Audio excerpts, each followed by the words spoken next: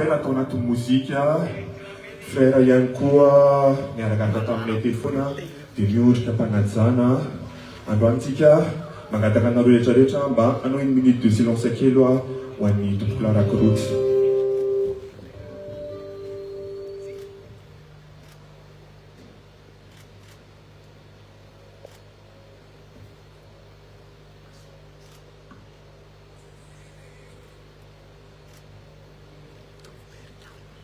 Sivitiaka ho an'ny tompoko larakorotsy sa tompoko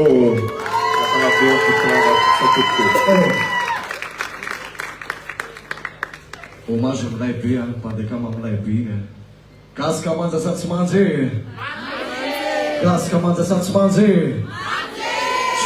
GS suite avy aminay satsimilay vas-y balance le son. Mba asitsika fahatsiarovana kely larakorotsy dia raha antsika meritirity ho anareo rehetra. Alefa miaraka miritsika rehetra ho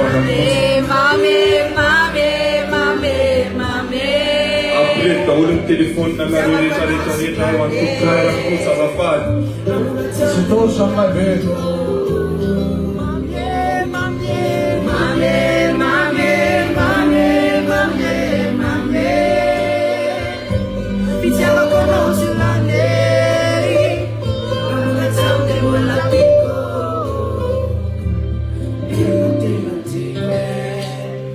Sotra tompoko sy ateka vavaka